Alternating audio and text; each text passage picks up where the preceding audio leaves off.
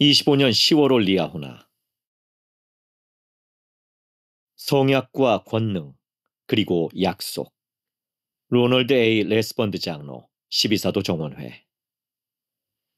1833년 5월에 저의 6대 조부이신 아사헬 페리 할아버지와 몇몇 친구들은 뉴욕주 북부에서 오하이오주 커틀랜드로 여행을 떠났습니다. 그들은 새로 회복된 교회의 회원은 아니었지만 선지자 조셉 스미스를 만나고 싶어 했습니다.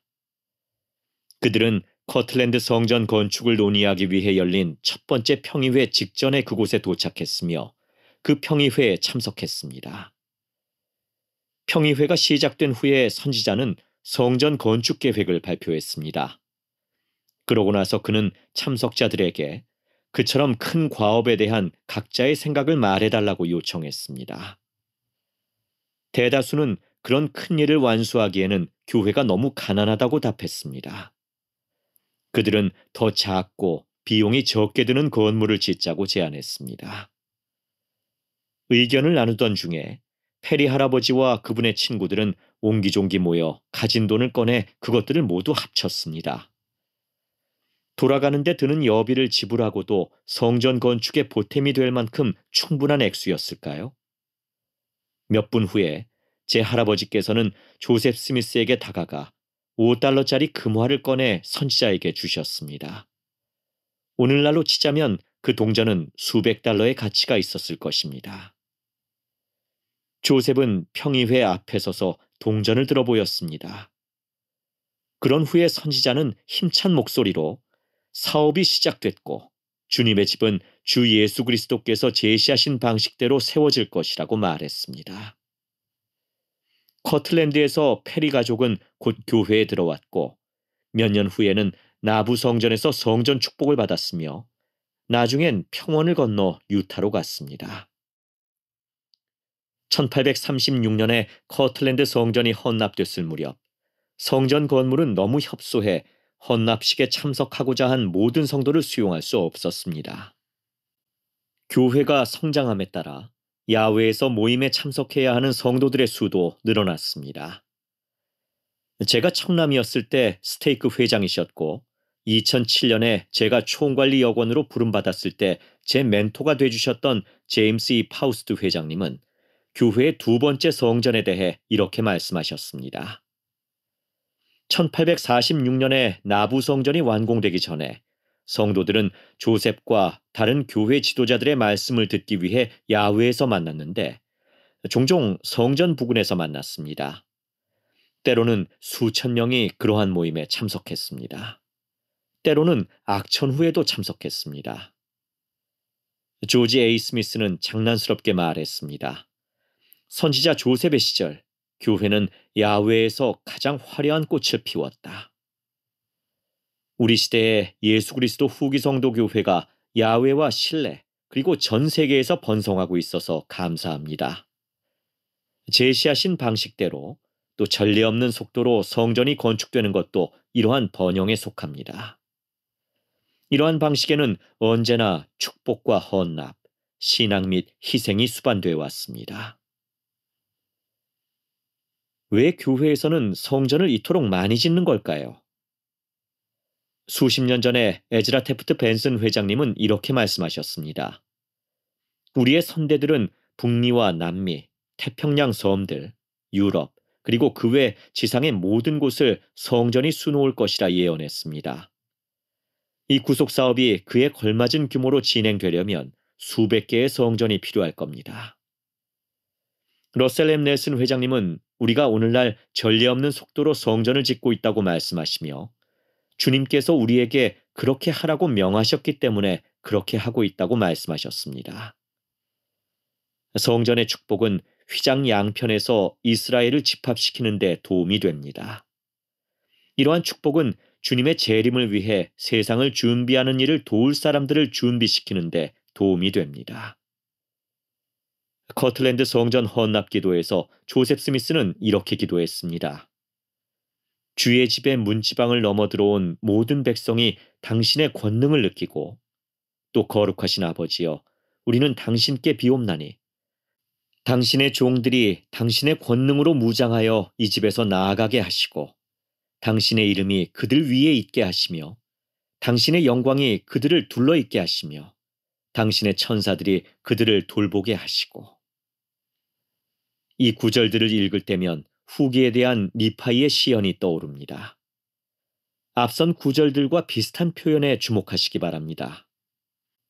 또 이렇게 되었나니 나 니파이는 하나님의 어린 양의 권능이 어린 양의 교회의 성도들과 온 지면에 흩어진 주의 성약의 백성 위에 내려옴을 보았나니 그들이 큰 영광 중에 의와 하나님의 권능으로 무장하였더라.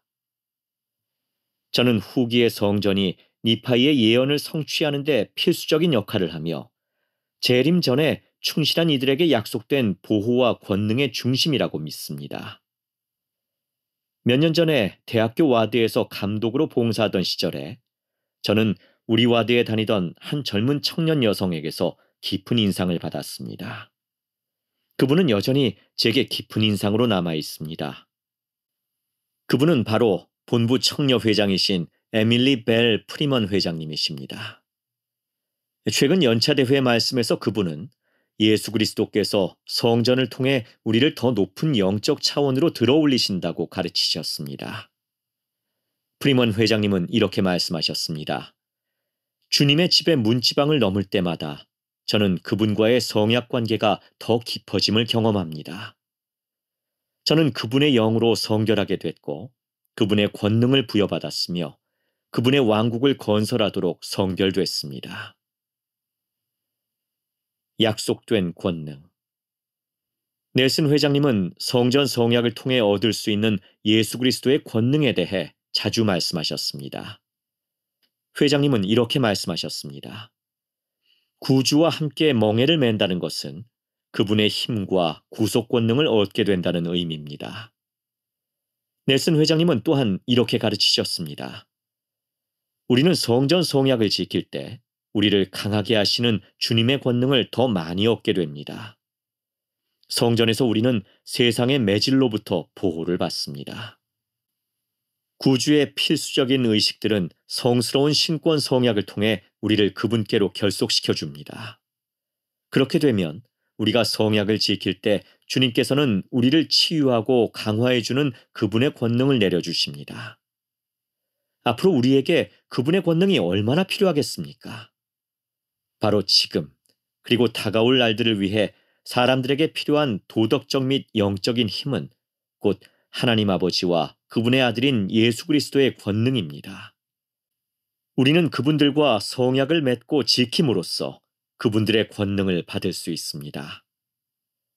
형제자매 여러분, 매우 사악한 세상에 살고 있는 우리에게는 하늘의 권능이 필요합니다.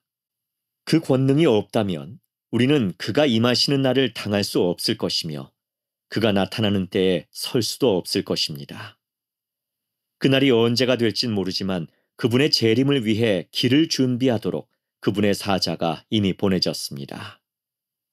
한편 세상은 구주의 재림을 향해 차분하고 매끄럽게 나아가고 있지 않습니다.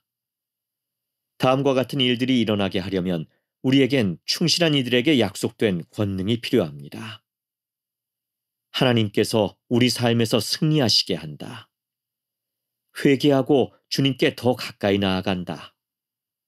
축복하고 위로하며 인도하고 성욕을 베푼다. 시련과 유혹과 심적 고통을 더 잘 이겨낸다. 성약의 길을 걸으며 그리스도 안에서 평안과 기쁨을 찾는다. 불타는 날과 악인들의 재앙에 대비해 준비한다. 주님의 재림 전에 그분의 사업을 성취한다. 구원의 파수꾼. 하나님 아버지의 일과 영광은 사람에게 불멸과 영생을 가져다 주는 것입니다. 각 성전은 하나님의 구원의 계획에 대한 지상의 파수꾼으로서 구원 사업과 그 영광에서 구주께서 맡으신 중심적인 역할을 가리킵니다. 결혼 여부와 관계없이 성약을 지키며 성전 성약을 충실하게 지키는 모든 남성과 여성은 그분의 권능으로 무장해 이 생 과 다음 생에서 축복을 받게 될 것입니다. 넬슨 회장님은 이렇게 약속하셨습니다.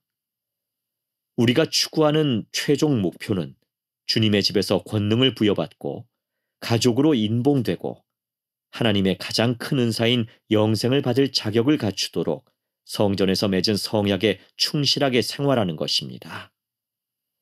성전 의식과 여러분이 그곳에서 맺는 성약은 여러분의 삶과 결혼 및 가족, 그리고 대적의 공격에 저항할 능력을 굳건히 하는 비결이기도 합니다. 여러분은 성전에서 드리는 예배와 조상을 위한 봉사를 통해 더욱 많은 개인적인 계시를 받고 더 많은 화평을 누릴 것이며 성약의 길에 남아있으려는 여러분의 결심도 더욱 굳건해질 것입니다. 주 예수 그리스도의 사도로서 저는 이 모든 것이 참됨을 간증드립니다. 다른 사람들에게서 좋은 점을 찾으십시오. 크리스틴 M.E. 자매, 본부 상호부조회 회장단 제2보자.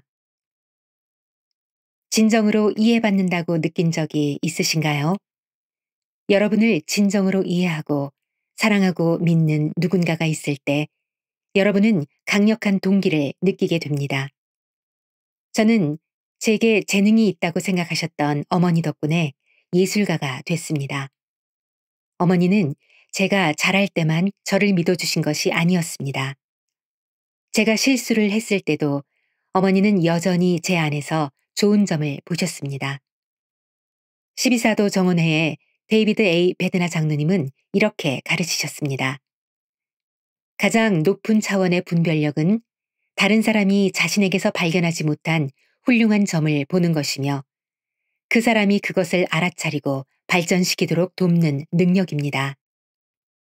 그것이 바로 하나님 아버지께서 매일 우리를 위해 하시는 일입니다.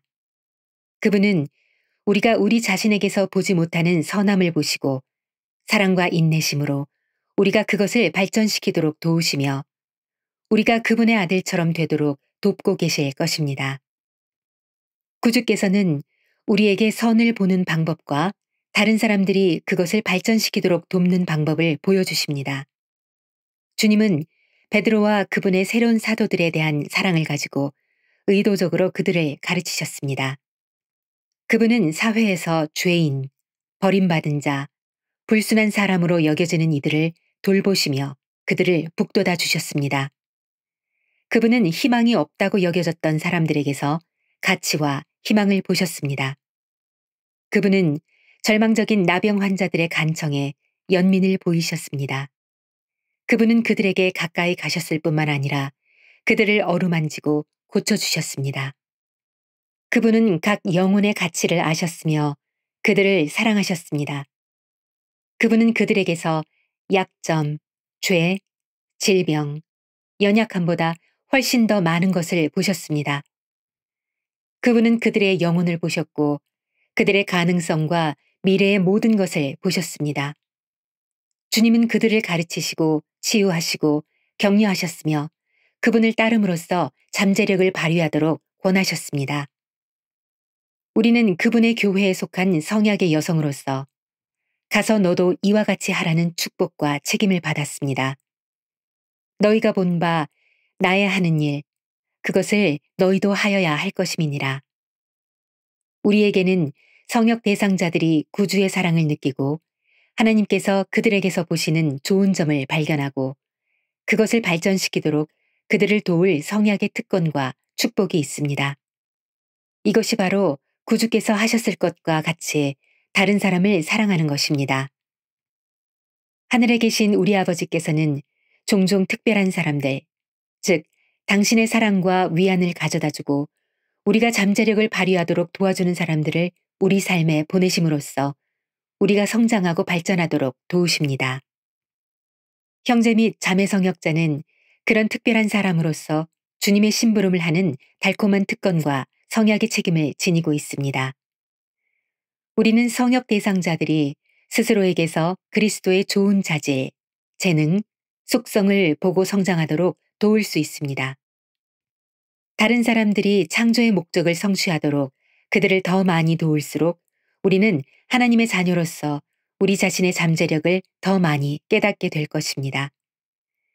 주님의 자녀들의 필요사항을 알기 위해 우리는 그분께 의지해야 합니다.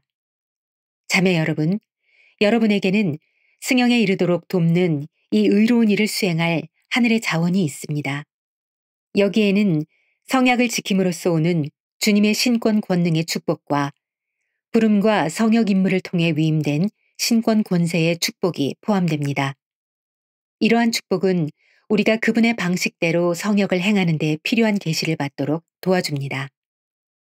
영은 우리의 마음을 부드럽게 하여 우리가 사람들을 있는 그대로 보게 해줄 수 있으며 추측이나 무심함, 피곤함으로 인해 우리의 시야가 흐려지지 않게 해줄 수 있습니다. 자매 성역자들은 하나님께서 보내신 사람들이에요. 캐런은 지금 저의 소중한 친구입니다. 하지만 그녀의 자매 성역자가 되기 전까지 저는 캐런을 알지 못했습니다. 제 성역 동반자는 엘라라는 이름의 상냥한 고등학교 3학년 청녀였습니다. 우리는 캐런이 교회로 막 돌아오기 시작했을 때 그녀에게 성역을 행하라는 임무를 받았습니다. 캐런에게 성역을 행하며 그녀만의 특별한 이야기와 필요사항을 알게 되었을 때 엘라와 저는 그녀에게 성전에 오라는 권유를 해야겠다는 느낌을 받았습니다.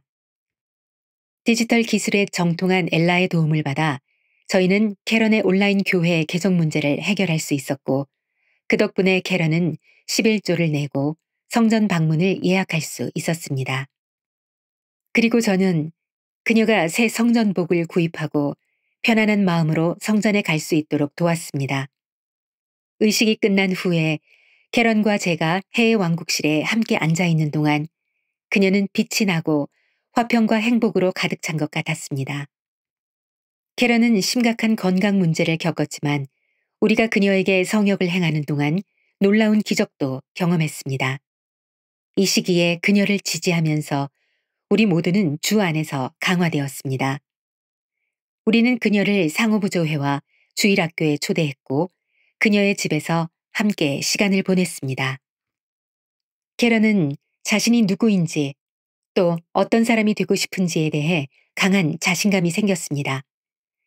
그녀는 자신에게서 좋은 점을 보기 시작했습니다. 제가 캐런에게 그녀의 자매 성역자가 되었던 이 특별한 경험을 나누어도 되겠냐고 묻자 캐런은 이렇게 말했습니다. 그럼요. 그들을 사랑하시는 하나님 아버지가 계시다는 것을 알려주세요.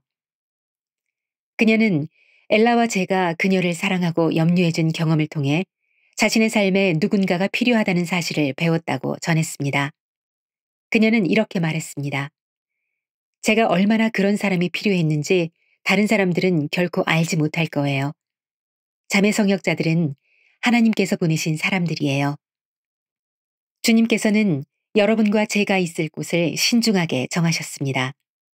그분은 우리 삶에 누가 필요한지, 왜 필요한지를 아십니다. 우리가 주님을 믿는 신앙을 행사하고 그분께서 주신 성역 임무를 완수한다면 그분은 우리를 위해 그분의 사랑과 신성한 조정과 이끄심이라는 놀라운 축복을 보여주실 것입니다. 성역은 우리의 본성을 변화시킵니다. 하나님의 자녀로서 우리는 성장하고 변화하여 하늘 부모와 같이 될 운명을 타고났습니다. 그리고 사랑으로 행하는 성역은 그 목적을 위한 촉매가 됩니다. 성역은 단순히 우리가 참여하는 프로그램이 아닙니다. 성역은 하나님께서 그분 자녀들의 돌 같은 마음을 살처럼 부드러운 마음으로 변화시키고 축복하는 신성한 과정입니다. 성역은 구주께서 하셨을 방법으로 다른 사람을 사랑하고 돌보는 것입니다. 그것은 우리 삶의 방식이며 우리 구주 예수 그리스도와 그분을 따르기로 성약을 맺은 모든 사람의 길입니다. 그분은 이렇게 말씀하셨습니다. 새 계명을 너희에게 주노니 서로 사랑하라. 내가 너희를 사랑한 것 같이 너희도 서로 사랑하라. 구주처럼 행하고 그분께 의지하면 우리의 본성이 그분과 같이 변화되어 결국에 우리는 하나님 아버지의 면전으로 돌아가기에 합당하게 됩니다. 러셀 M. 넬슨 회장님은 이렇게 가르치셨습니다. 우리가 예수 그리스도의 더 높은 율법에 따라 생활하고자 노력할 때 우리 마음과 본성은 변화하기 시작합니다. 구주께서는 우리에게 더 큰 자애와 겸손, 관대함, 친절, 자제력, 평안, 그리고 안식을 축복으로 주심으로써 우리가 이 타락한 세상의 영향력을 극복하도록 끌어올려 주십니다. 구주의 위안을 가져다주는 성약의 여성들. 제가 성역을 행하는 자매님 한 분을 방문하기 위해 퇴근 후에 곧장 차를 몰고 갔던 어느 날 저녁이 기억납니다. 그날은 힘든 하루였고 몸 상태도 특별히 좋지 않았습니다. 제가 해낼 수 있는 일이 더 이상 없는 것 같았고 자애로움도 별로 느껴지지 않았습니다. 운전하는 동안 저는 제 부족함에도 불구하고 이 자매님이 어떻게든 필요한 것을 축복으로 받게 되기를 바라는 마음으로 신앙을 가지고 짧은 기도를 드려야겠다는 느낌이 들었습니다. 동반자와 함께 그 자매님의 가족과 바쁜 삶, 그리고 우리가 도울 수 있는 것들에 대해 이야기를 나누면서 주님의 사랑이 제게 쏟아지는 것을 느꼈습니다. 저는 그분께서 그녀와 그녀의 가족과 저를 사랑하신다는 것을 느꼈습니다. 방문하는 동안 우리는 그분의 어린 자녀들과 함께 놀아주었습니다. 그날 밤에 저는 다른 사람이 된 기분으로 그곳을 떠났습니다. 제게 체력과 힘이 주어졌다는 것을 알았습니다. 저는 제가 그 집에서 천국을 살짝 엿봤다는 것을 알았습니다. 우리는 모두 하나님의 사랑으로 고양되는 것을 느꼈습니다. 저는 그 자매님을 사랑하고 그분께 구주의 위안을 가져다 줌으로써 기쁨을 느꼈습니다. 성역으로 이어지는 우리의 경험들이 항상 쉽거나 즐거운 것만은 아닙니다. 중요한 다른 모든 일과 마찬가지로 이 일에도 일반적으로 몇 가지 장애물들이 있습니다. 하지만 성역을 행할 때 여러분은 그분의 손과 귀가 된 것을 후회하지 않을 것입니다. 여러분은 그분의 사랑과 위안을 가져다 준 것을 후회하지 않을 것입니다. 넬슨 회장님은 이렇게 말씀하셨습니다. 자매 여러분, 다른 사람에게 선한 영향을 미칠 수 있는 여러분 안에 있는 특별한 힘을 절대로 과소평가하지 마십시오. 그것은 하나님 아버지께서 모든 성약의 여성에게 부여하신 은사입니다. 여러분은 주님의 교회에 속한 성약의 여성입니다. 전 세계 어디에서나 여러분은 하나님을 사랑하고 성약에 따라 생활하며 그분께 최선을 다하려고 노력합니다. 여러분은 구주의 위안을 가져다 주기 위해 한 사람 한 사람과 많은 이들에게 성역을 베푸는 일에 나섭니다. 사랑하는 자매 여러분, 지상에 위안이 필요한 때가 있다면 바로 지금입니다. 모든 상황에 또 모든 장소에 위안이 매우 필요합니다. 그리고 주님께서는 당신의 사랑과 위안을 당신의 자녀들에게 전하기 위해 포도원의 특정 지역에 여러분을 심으셨습니다. 모든 친절한 행동이 중요합니다. 모든 기꺼운 마음과 손이 중요합니다. 모든 사랑과 인내의 표현이 중요합니다. 여러분이 하는 일은 정말 중요합니다. 예수 그리스도의 속죄, 하나님의 자비, 그리고 여러분. 웨르크 클레빈가트 장로, 70인 정원회. 예수 그리스도라고 하면 벽에 걸린 그림이나 조각상, 경전 속의 이름일 뿐 너무 멀리 계시고 범접하기 힘들고 인격체가 아니라고 느껴져서 개인적이고 현실적이며 매일 함께 계시는 구주로 느껴지지 않을 때가 있습니까? 우리가 전세의 그리스도와 어떤 관계를 맺고 있었는지와 관련해 경전과 선지자의 말씀을 통해 우리가 알고 있는 것과 적절히 결론 지을 수 있는 것, 그리고 그 지식이 오늘날 우리와 그분과의 관계에 어떻게 도움이 될 수 있는지를 검토함으로써 이 불필요한 간극을 메울 수는 없는지 살펴봅시다. 우리가 아는 것. 우리는 가족은 자녀들의 영원한 운명을 위해 마련된 창조주의 계획에 있어서 중심이며 전세에서 우리는 하나님의 영의 아들과 딸들이었음을 압니다. 우리는 우리가 고귀하고 위대한 자들 가운데 있었으며 영의 세계에서 우리의 첫 교훈을 받았다는 것을 알고 있습니다. 또한 러셀 M. 넬슨 회장님이 가르치신 것처럼 우리 하나님 아버지께서는 가장 고귀한 영들 중 많은 이들을, 아마도 가장 훌륭한 팀을 이 마지막 단계를 위해 예비해 놓으셨으며 그 고귀한 영들, 그 가장 뛰어난 선수들, 그 영웅들은 바로 여러분이란 사실을 알고 있습니다. 우리는 12사도 정원회의 닐 L. 앤더슨 장로님이 가르치셨듯이 개인의 고유한 정체성은 영원히 우리 내면에 각인돼 있으며 우리가 완전히 이해하지 못하는 방식으로 전세에서 우리가 이루었던 영적 성장은 지금 우리가 어떤 사람인지에 영향을 미친다는 사실을 알고 있습니다. 우리는 하늘 부모님처럼 되기 위해 그분들의 면전을 떠나야 했다는 것을 압니다. 구속의 계획이 발표되자 어떤 사람들은 그것을 받아들이고 어떤 사람들은 거부했습니다. 예수 그리스도께서 나오셔서 이렇게 말씀하셨습니다. 아버지여, 당신의 뜻이 이루어지이다. 그리고 영광이 영원토록 당신의 것이 되리이다. 우리는 그 결과로 천국 전쟁이 일어났고 미가엘, 즉 전세의 아담과 그의 사자들이 용, 즉 사탄과 그의 사자들에 맞서 싸웠으며 우리가 어린 양의 피와 우리가 증언하는 말씀으로써 그를 이겼다는 것을 알고 있습니다. 우리는 하나님 아버지의 가장 용감하고 신뢰할 만한 자녀인 우리가 원수에게 등을 돌려 하나님의 군대에 가담했고 그 군대는 승리를 거두었음을 압니다. 우리는 주님께서 에녹에게 말씀하셨듯이 내 손으로 지은 모든 것 가운데 내 형제들 가운데 있는 것 같은 큰 사악함은 일찍이 있지 아니하였다는 사실에 비추어 은하계에 있는 이 작고 푸른 행성이 가장 험난한 곳임을 압니다. 우리는 모든 것에 반대되는 것이 존재할 수 있도록 우주에서 가장 선한 존재이자 가장 위대한 빛이 예수 그리스도와 그분을 따르는 모든 이들, 즉 우리 모두의 모습으로 이 특별한 지구에 내려보내졌다는 것을 압니다. 우리는 하나님 아버지의 영의 자녀 중 가장 고귀하고 충실한 자들인 우리가 이 마지막 날에 예수 그리스도와 함께 이곳에 오도록 선택됐다는 것을 알고 있습니다. 우리는 구주의 친구입니다.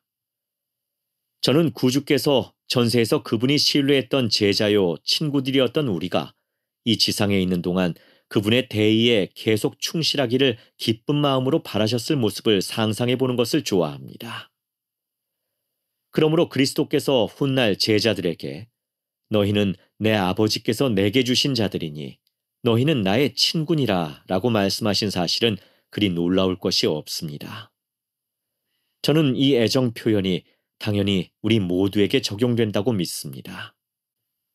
그 다음으로 우리는 전세에서 충실하고 하나님께 순종했기 때문에 언젠가 조상 아브라함의 혈통을 통해 이스라엘의 집의 일원이 될 수 있다는 약속을 받았습니다. 이는 하나님의 음성을 듣고 주의를 기울이는 우리의 영적 성향을 통해 또한 하나님과 성스러운 성약을 맺음으로써 가능합니다. 이스라엘 집의 일원인 우리는 성약의 축복과 책임을 받을 자격이 있습니다. 그리스도께서 니파이인들에게 하신 다음의 약속이 그 예입니다. 아버지께서 먼저 너희를 위하여 나를 일으키시고 이는 너희가 성약의 자손임으로 말미암음이라. 여러분과 저는 전세에서 충실함과 순종심을 보였기 때문에 표시가 되어 있습니다. 천국 전쟁을 포함해 이미 한 차례 구주 곁에 굳건히 섰던 우리는 이제 다시 한번 이 마지막 전투에 참여하라는 부름을 받았습니다. 천국 전쟁과 마찬가지로 휘장 2편에서도 선과 악, 빛과 어둠, 진리와 거짓이라는 똑같은 전선을 따라 마지막 전투가 계속되고 있습니다. 저는 여러분이 예수 그리스도께서 그때나 지금이나 우리의 친구, 안내자, 위대한 의사, 조언자, 무엇보다도 우리의 구주이자 구속주이시며 하나님 아버지 앞에서 우리의 변호자가 되심을 깨닫기를 바랍니다. 여러분은 자신이 너무 연약하고 망가져서 그분의 사랑을 받을 자격이 없다고 잘못 단정지었을지도 모릅니다. 설령 그분께서 여러분을 개인적으로 아끼신다는 사실을 믿기를 바라는 것 이상은 할 수 없을지라도 이 바람이 여러분 속에서 역사하게 하십시오. 그리스도를 의심하기보다는 그분을 믿고 회개에 이르는 신앙과 여러분의 최선을 들이십시오. 여러분이 정말로 전세에서 그분과 가까웠다면 그랬을 거라고 믿습니다. 그분이 진정 여러분을 위해 고통을 겪고 돌아가셨다면 실제로 그러셨습니다. 그분의 속죄 희생이 여러분 한 사람 한 사람을 위한 것이라면 실제로 그렇습니다. 죄사함과 현세에서 말씀에 말씀을 더하여 이루어지는 점진적인 성장이 여러분이 이 지상에 온 원래의 이유라면 실제로 그렇습니다. 여러분은 하나님 아버지께서 그분의 아들로 인하여 그들에게 내리신 주의 자비를 깨닫고자 아니하는 사람들에게 진노하시는 이유를 이해할 수 있을 것입니다. 하나님께서는 자비를 베푸시는 것을 즐기십니다. 지속적인 회개는 우리가 구주의 속죄와 그 결과로 주어지는 죄사함을 누리는 과정에서 응당 기쁜 경험이어야 합니다. 반면 대적은 회개가 절망적이고 자기 비하적인 행위이며 우리의 끝없는 불완전함을 끊임없이 상기시키는 행위에 지나지 않는다고 믿게 하려 합니다. 구주께서 자발적으로 베푸신 속죄는 우리를 죄뿐만 아니라 연약함으로부터도 보호해 준다는 점을 기억하시기 바랍니다. 구주께서는 무엇이 우리의 약점이고 무엇이 계획적이고 의도적인 죄인지를 완벽하게 구별하신다는 믿음을 가지십시오. 그분의 종이시며 12사도 종원의 회장 대리인 제프리 R. 홀런드 회장님은 이렇게 가르치셨습니다. 하나님께서 하나님이 되심을 가장 좋아하시는 순간은 자비를 베풀 때, 그것도 자비를 기대하지 않거나 종종 자비를 받을 자격이 없다고 생각하는 이들에게 그렇게 하실 때입니다. 사랑하는 친구 여러분, 때가 지남에 따라 또한 말씀에 말씀을 더하고 교훈에 교훈을 더하여 겸손한 마음으로 매일 진실하고 신속하게 회개하고 거룩하게 돼 죄사함을 구할 때 하나님께서 승리하게 하고 해외 왕국의 방식으로 생각하는 습관은 우리의 본성과 성품, 존재에 우리의 마음과 능력과 생각과 영혼에 또한 우리의 생각과 말과 행동에 반영될 것이고 또 그렇게 돼야 합니다. 위대한 의사. 형제자매 여러분, 저는 구주의 실제하심과 그분의 실질적인 속죄에 대해 간증합니다. 그분의 병원에서 그분은 가장 위대한 의사이자 치유자이심을 간증드립니다. 저는 그분이 약한 자 가운데 가장 약한 자를 치유하시고 그런 것을 전혀 기대하지 못하는 이들을 구제하는 일을 전문으로 하신다는 것을 간증드립니다. 저는 그분께서 모든 입원 및 외래 환자들의 비용을 겟세마네 동산과 십자가 위에서 지불하셨다는 것을 간증합니다. 저는 여러분이 그곳에서 생명을 구하는 응급수술뿐만 아니라 영적인 정기검진도 받으실 수 있음을 간증드립니다. 그분의 병원은 연중무휴이며 여러분을 위한 병실과 병상이 항상 마련되어 있습니다. 여러분이 유일하게 부담해야 할 부분은 그분을 향한 사랑, 진정한 의도, 온 마음으로 제자의 본분을 다하는 태도, 그리고 기꺼이 성약을 지키겠다는 의지, 즉 상한 마음과 통회하는 심령입니다. 러셀 M. 넬슨 회장님은 이렇게 말씀하셨습니다. 여러분을 도우시는 구주의 능력엔 한계가 없습니다. 그분께서 겟세마네와 갈보리에서 겪으신 헤아릴 수 없는 고통은 여러분을 위한 것이었습니다. 그분의 무한한 속죄는 여러분을 위한 것입니다. 저는 여러분이 남은 생애 동안 매주 시간을 내어 예수 그리스도의 속죄에 대해 더 깊이 이해하시기를 권고드립니다. 끝으로 하나님께서 여러분이 회개와 선한 행위에 이르게 하시고 그리하여 여러분이 회복돼 여러분의 행위대로 은혜로 말미암아 은혜에 이르게 하시기를 바랍니다. 그리하여 그날에 여러분이 청결한 마음과 깨끗한 손으로 하나님을 우러러보고 하나님의 형상을 여러분의 얼굴에 새길 수 있기를 바랍니다.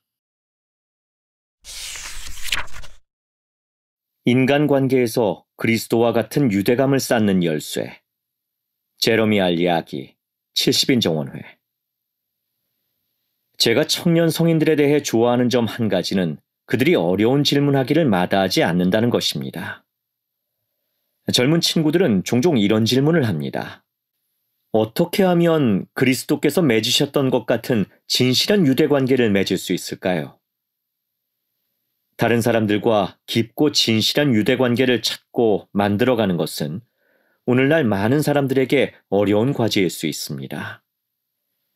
인간으로서 누군가와 연결되길 갈망하는 마음은 필멸의 삶에서 자연스러운 부분입니다. 하나님 아버지께서는 남편과 아내, 부모와 자녀, 그리고 친척 간에 영원한 유대관계를 맺을 수 있도록 계획을 마련하셨습니다. 대적은 사람들을 갈라놓는 데 능한 자입니다. 저는 청년 성인들을 위해 여러 차례 인봉을 집행하기도 하고 안타깝게도 인봉된 젊은 부부의 결혼이 와해되는 일도 보면서 대적의 술수로 인해 생기는 마음의 고통을 목격해왔습니다. 학대와 외도, 무책임과 같은 가혹한 현실이 결혼 생활을 파탄에 이르게 할 수도 있지만 대부분의 경우엔 영적, 정서적 친밀감의 결핍으로 관계가 끝나거나 이루어지지 못하게 됩니다. 어떤 젊은이들은 자기 지역의 다른 청년 성인들과 진정한 유대를 맺지 못하기 때문에 고립감과 외로움을 느낍니다. 그들은 누구에게도 자신의 어려움을 털어놓을 수 없다고 느끼면서 외로움에 몸을 맡기는 것일지도 모릅니다. 구주와 그리고 타인과 맺는 강한 유대관계는 우리가 가장 깊은 고통으로부터 치유되는 데 필요한 지원을 받고 주변 사람들과 만족스러운 관계를 맺는 데 도움이 될 수 있습니다. 정서적, 영적 친밀함은 참된 우정에서 영속적인 결혼에 이르기까지 많은 관계에서 중요한 전제 조건입니다. 하지만 우리는 여러 방해 요소나 낙담 또는 두려움 때문에 이러한 친밀함을 쌓아가는 과정을 건너뛰거나 외면할 때가 너무도 많습니다. 그러나 진정한 유대의 원리들을 실천하고 예수 그리스도를 토대로 관계를 쌓을 때 우리는 더 큰 성공과 단합과 기쁨을 경험할 수 있습니다. 가짜 관계에 의존하지 마십시오. 친밀감은 사람들이 사랑받고 이해받으며 깊고 진실한 차원에서 서로 연결돼 있다고 느낄 때 생깁니다. 수많은 기술의 발전이 이루어지는 이 세상에서 우리는 그 어느 때보다 더 긴밀하게 연결된 것처럼 보일 수도 있습니다. 그러나 그 이면을 들여다보면 화면 앞에서 보내는 시간이 늘어남으로써 타인과 관계를 맺기 어려워지는 상황이 생깁니다. 많은 청년이 외설물 사용으로 어려움을 겪고 있으며 이를 그대로 방치한다면 타인과 진정한 친밀감을 형성하는 데 장애가 될 수 있습니다. 인공지능은 단순히 정보를 얻는 도구일 뿐만 아니라 조작된 관계를 만들어내는 도구가 돼가고 있습니다. 일부 청년들은 소셜미디어 인플루언서들과 자신을 비교하거나 세상에서 유행하는 아름다움과 생활 방식 기준을 따라가는 데 시간을 쏟음으로써 잘못된 방식으로 소속감을 만들어내기도 합니다. 어떤 이들은 책이나 비디오 게임, 텔레비전에 과도한 시간을 쓰면서 비현실적인 관계를 맺고 있는 가상의 인물들과 연결되는 상상을 합니다. 또 어떤 이들은 스스로를 고립시키고 진정한 친밀감을 세상의 위안거리로 대체하며 가능한 한 실제 사람들과의 교류를 피합니다. 12사도 정원회의 데이비드 A. 베드나 장로님은 청년 성인들에게 디지털 세상에서 살아가는 것의 위험에 대해 다음과 같이 경고하셨습니다. 가짜로 만들어진 정서적 친밀감은 두 사람이 하나가 되게 하는 실생활에서의 진짜 정서적 친밀감을 대신할 수 있습니다. 안타깝게도 대적은 관계 맺기보다 고립이 훨씬 더 매력적인 것처럼 보이게 만듭니다. 변화하고 관계를 맺기 위한 단계를 밟기보다는 익숙한 습관을 고수하는 편이 훨씬 쉽기 때문입니다. 대적은 친구와 가족, 지도자, 배우자들이 배려심 깊고 진실한 관계를 맺음으로써 서로에게 또한 예수 그리스도의 순수한 사랑에 더 깊이 연결될 수 있다는 것을 알고 있습니다. 70인 정원회의 데이비드 L. 버크너 장로님은 이렇게 간증하셨습니다. 형제자매 여러분, 우리는 분열할 이유 찾기를 멈추고 하나가 될 기회를 찾아야 합니다. 구주께서는 우리에게 서로 배우고 개인적으로 성장하도록 이끄는 남다른 은사와 특성을 축복해 주셨습니다. 분열하고 정복하는 것은 우정, 가족, 신앙을 파괴하려는 대적의 계획입니다. 구주께서는 우리를 탄압하십니다. 너희의 행위를 살필지니라. 우리가 무엇에 시간과 힘을 쏟고 어디에 초점을 맞추느냐에 따라 우리가 거두게 될 보상이 결정됩니다. 구약에서 선지자 학개는 이렇게 가르칩니다. 너희가 많이 뿌릴지라도 수확이 적으며 먹을지라도 배부르지 못하며 마실지라도 흡족하지 못하며 입어도 따뜻하지 못하며 일꾼이 삭슬 받아도 그것을 구멍 뚫어진 전대에 넣음이 되느니라. 가짜 관계를 만들어내는 일에 너무 많은 시간을 쏟는 것은 마치 구멍 뚫린 가방에 월급을 넣는 것과 같습니다.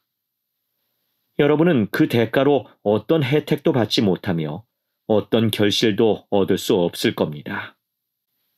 우리는 존재하지 않는 무언가 또는 누군가와 친밀감을 쌓으려고 애쓰는데 이는 다른 사람들과 진정한 유대와 친밀감을 쌓는 데 방해가 됩니다. 주님께서는 한 번도 아니고 두 번에 걸쳐 너희의 행위를 살피라는 말로 잠재적인 해결책을 주셨습니다. 작은 목표에서부터 시작하십시오. 컴퓨터, 게임, 전화에서 손을 떼고 매일 말씀 안에서 시간을 보내십시오. 요한은 이렇게 가르쳤습니다. 태초에 말씀이 계시니라. 이 말씀이 하나님과 함께 계셨으니 이 말씀은 곧 하나님이시니라. 자신을 예수 그리스도로 감싸십시오. 바로 그분이 말씀이십니다. 또한 주님께서는 너희의 행위를 살피라는 권고를 주신 후 백성들에게 주님의 집을 지으라고 요청하셨습니다.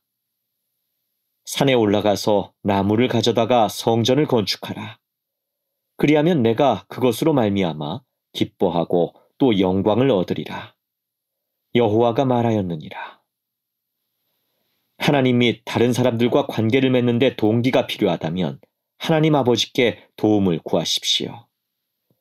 하나님과의 관계가 더욱 친밀해지고 발전함에 따라 여러분의 삶과 인간관계에서 사랑을 경험할 수 있는 능력도 더욱 향상될 것입니다. 자존심을 뒤로하고 겸손으로 나아가십시오.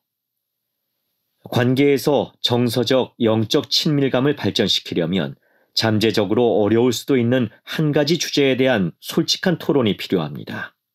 그 주제는 바로 우리 자신입니다. 우리의 어려움과 약점, 소망, 관심사, 감정을 나누는 데에는 자신의 취약한 부분을 드러낼 수 있는 용기가 필요합니다. 그러나 우리가 이런 종류의 문제에 대해 깊이 있게 논의하는 것을 막는 한 가지 큰 장벽이 있습니다. 그것은 바로 자존심입니다. 이것은 남들이 어떻게 생각할지 걱정돼 우리의 진짜 모습을 보여줄 수 없다는 감정입니다. 사랑받게 될까? 아니면 거절당하게 될까 걱정하는 것이지요. 남들과 비교하다 보면 기쁨을 빼앗길 수 있습니다.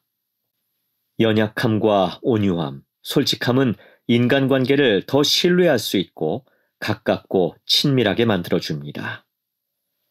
민감한 감정을 나누는 것이 위험하게 느껴질 수 있지만 관계에서 감정을 나누지 않는 것은 우리의 자존심만을 지키겠다는 태도입니다.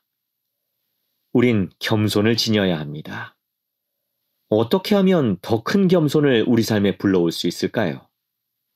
거룩한 곳에 서십시오.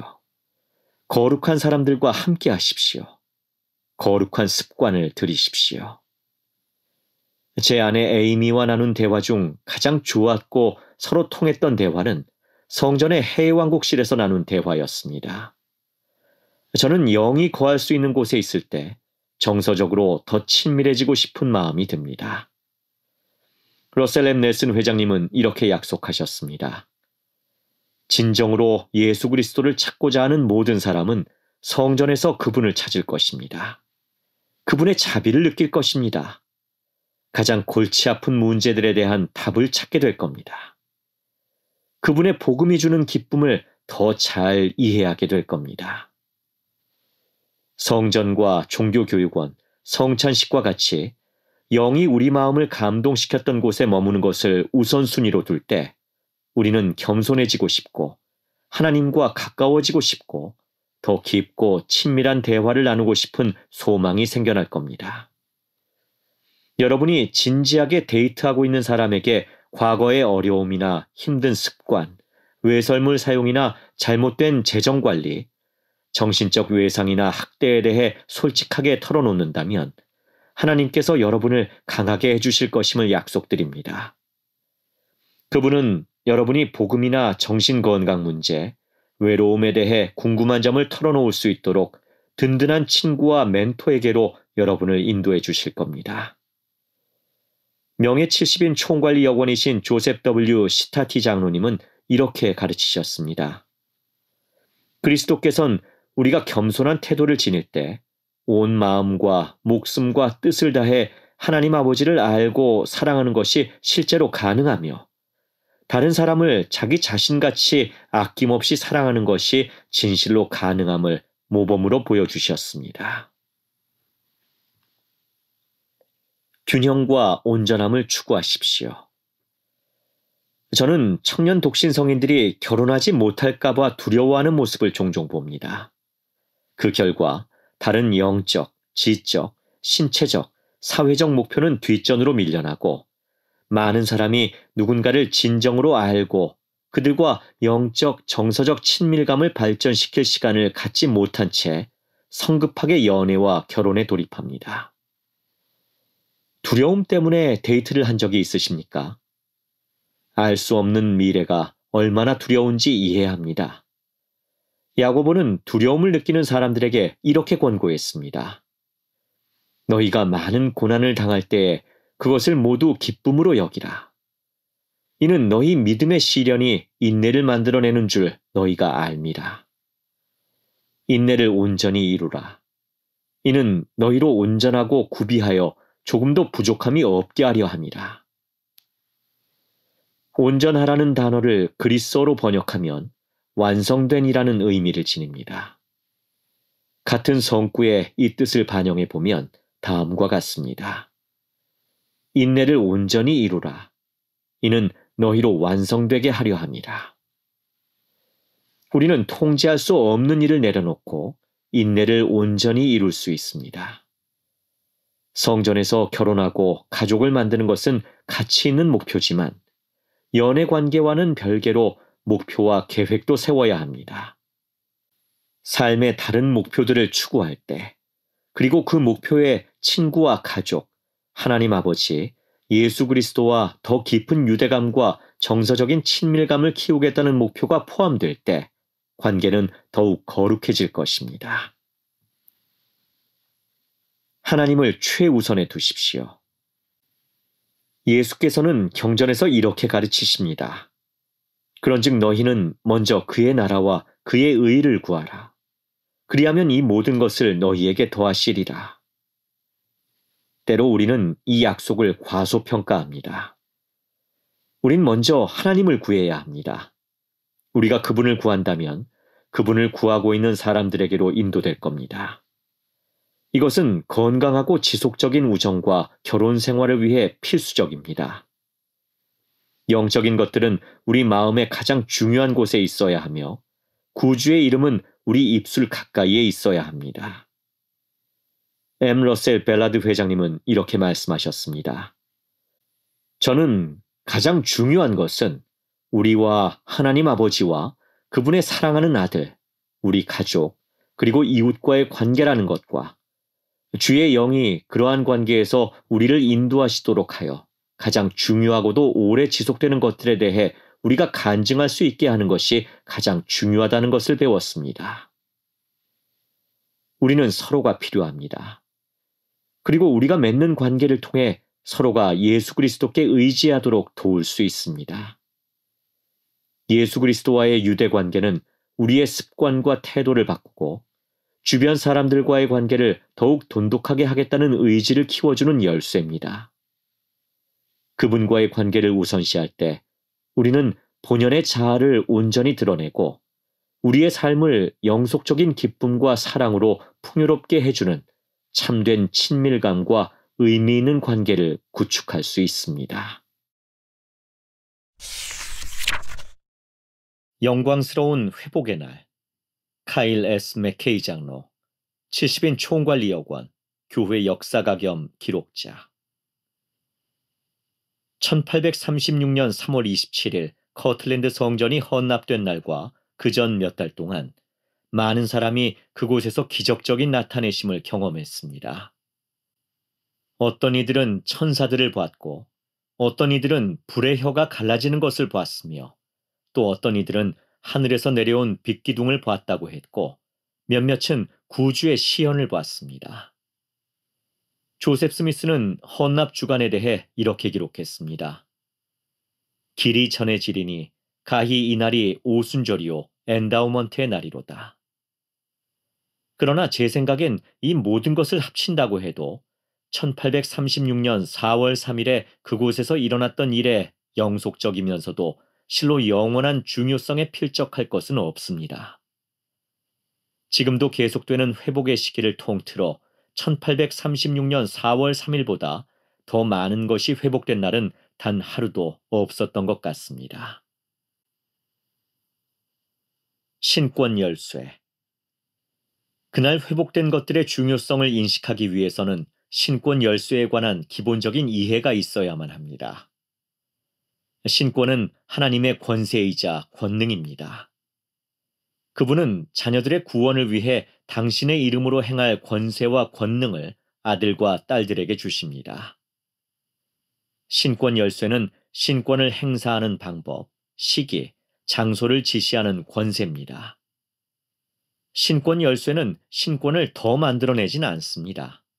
그보다는 특정한 목적을 위해 특정한 방식으로 신권을 접하고 행사할 수 있는 권세를 상징합니다. 이러한 열쇠들은 하나님의 반차의 일부이며 올바른 질서를 유지하기 위한 목적으로 주어집니다. 예수께서는 베드로와 다른 사도들과 감동적인 대화를 나누시면서 이런 취지로 말씀하셨습니다.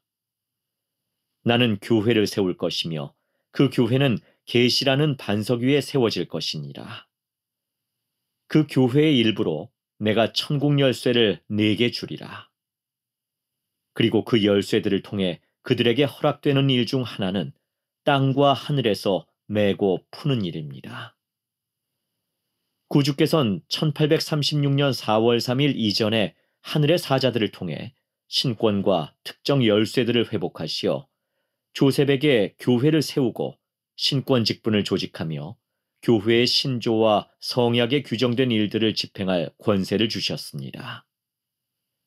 그러나 조셉이 교회의 일부가 될 모든 의식을 집행하는 데 필요한 모든 신권 열쇠를 다 받은 것은 아니었습니다. 이 중요한 열쇠들은 1836년 4월 3일에 회복됐습니다. 부활절 일요일이었던 그날, 조셉 스미스와 올리버 카우드리는 커틀랜드 성전에 모인 많은 성도들과 함께 배우고 우정을 나누고 예배하고 성찬을 취했습니다. 오후 무렵 조셉과 올리버는 성전회당 서편에 있는 멜기세덱 신권 설교단으로 가서 휘장을 내리고 회중의 시선이 닿지 않는 공간을 마련했습니다. 그들은 고개를 숙여 엄숙하고 조용히 기도드렸습니다. 우리는 그들이 어떤 기도를 드렸는지 정확히 알지 못하지만 그들의 기도가 응답됐다는 것을 압니다. 그들은 이렇게 기록했습니다. 휘장이 우리의 마음에서 거치고 우리의 이해의 눈이 열렸더라. 그들은 설교단 흉벽 위에 서 계시는 예수 그리스도를 보았습니다. 예수께서는 당신을 소개하신 후 이렇게 선언하셨습니다. 너희 죄는 사함 받았느니. 이를 통해 우리는 그들이 조용히 드린 기도의 일부가 조셉 스미스가 평생토록 간구했던 것처럼 용서를 구하는 기도였음을 알 수 있습니다. 바로 그 순간 예수 그리스도께서는 그들의 죄를 사해 주셨습니다. 그분도 죄가 없었고 그들에게도 죄가 없었습니다. 성전은 헌납돼 받아들여지고 성결해진 상태였습니다. 앞으로 있을 일에 대비해 모든 것이 준비되어 있었습니다. 구주의 이 시연이 닫힌 후에 하늘의 사자들이 신권 열쇠를 회복하기 위해 왔습니다. 모세는 이스라엘을 집합시키는 열쇠들을 맡겼고 일라이어스는 아브라함의 복음의 경륜의 시대를 맡겼습니다. 엘리야는 이 경륜의 시대의 열쇠들 또는 흔히 인봉권능이라고 부르는 열쇠를 회복했습니다. 이 회복된 열쇠들은 상호 보완적인 역할을 한다는 점을 이해해야 하는 것이 중요합니다. 그 열쇠들은 서로 긴밀하게 연결돼 있으며 궁극적으로는 상호 의존 관계에 있습니다. 이스라엘의 집합의 열쇠.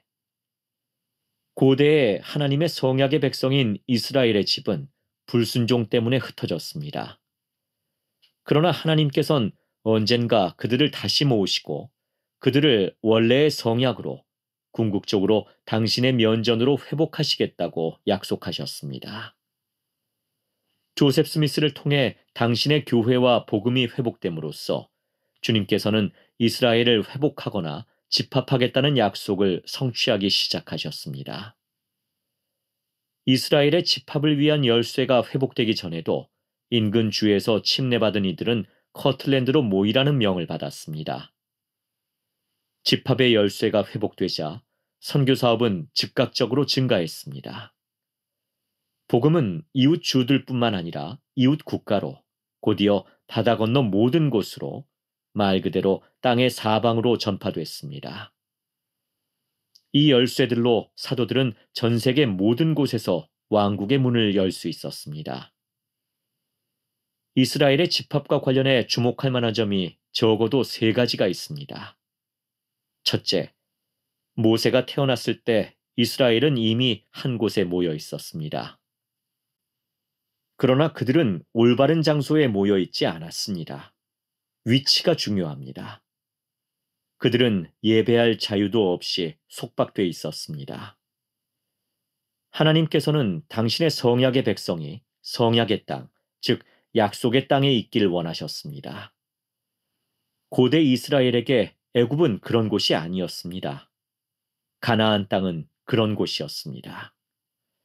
마찬가지로 지금 그분께서는 약속된 장소인 시온과 시온의 스테이크로 이스라엘을 모으십니다. 둘째, 집합은 단순히 친구나 친척 또는 같은 생각을 가진 사람들의 모임이 아닙니다. 집합의 목적은 하나님의 면전에서 그분께로 집합하는 것입니다.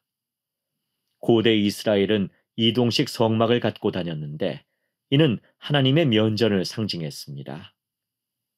현대의 이스라엘도 마찬가지입니다. 조셉 스미스는 현대의 이스라엘을 집합하는 주요 목적은 주님께 집을 건축해 그분께서 그분의 백성에게 그 집의 의식과 그분 왕국의 영광을 밝히시고 백성들에게 구원의 방법을 가르치실 수 있게 하기 위한 것이라고 말했습니다. 요컨대 집합의 목적은 시온을 세우는 것이었습니다. 즉 하나님께서 성전에서 편히 계실 수 있는 백성과 함께 거하실 장소를 마련하는 것이었습니다. 마지막으로 성도들에게 임한 집합의 영은 그들이 교묘하고 은밀한 방식으로 추방을 당할 때마다 그들을 지탱해 주었습니다. 그들이 행동으로 보여준 결연한 메시지는 이런 것이었습니다. 당신들이 우리를 여기서 쫓아내면 우리는 다른 곳에서 모일 것이다. 우리는 반드시 모일 것이다. 우리에겐 계명이 있고 열쇠가 있다. 분산은 끝났다. 이제 이스라엘이 집합할 시간이다. 러셀 M. 넬슨 회장님은 이렇게 가르치셨습니다. 지금 이 지상에서 일어나는 일 중에 이스라엘의 집합보다 더 중요한 일은 없습니다. 이보다 더 위대한 결과를 가져오는 일도 없습니다. 단언컨대 아무것도 없습니다. 아브라함의 복음의 경륜의 시대. 모세가 나타난 후 일라이어스는 아브라함의 복음의 경륜의 시대를 맡겼습니다. 경륜의 시대라는 단어는 종종 한 시기를 의미하기도 하지만 특별한 허락이나 특권을 의미할 수도 있습니다. 하나님께서 아브라함과 맺으신 성약과 그에게 약속하신 축복을 포함한 아브라함의 복음은 극히 이례적인 데다 평범하지 않습니다. 얼마나 이례적일까요? 우리는 하나님께서 아브라함에게 그분이 가지신 모든 것을 약속하셨다고 믿습니다. 아브라함에게 주어진 이 약속과 복음은 참으로 특별한 경륜의 시대를 구성합니다.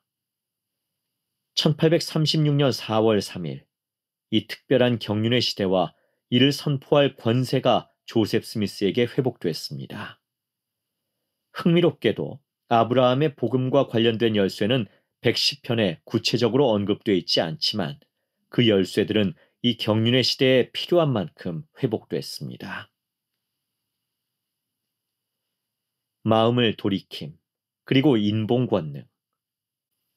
일라이어스 이후에 엘리야가 나타나 자녀들의 마음이 아버지에게로 돌이켜질 것이라는 말라기의 예언이 성취됐음을 선포했습니다. 조셉은 이 예언이 전혀 낯설지 않았습니다.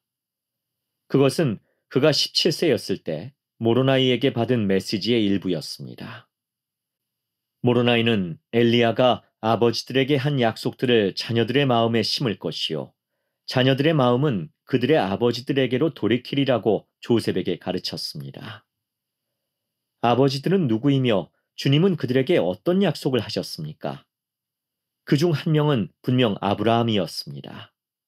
그리고 그에게 주어진 약속은 승영입니다. 즉, 하나님과 함께하는 삶, 하나님과 같은 삶입니다. 아브라함은 이 약속들이 자신보다 먼저 조상들에게 주어졌음을 알고 그 약속들을 직접 구했습니다. 엘리야가 회복한 열쇠의 인도에 따라 이 권능을 행사할 때 적어도 두 가지 효과가 있습니다. 첫째, 신권으로 말미암아 우리가 이 생에서 받는 모든 필수적인 의식과 우리가 이 생에서 맺는 모든 성약은 내세에서도 정당하게 구속력을 갖습니다. 즉, 땅에서 매인 것은 하늘에서도 매이는 것입니다.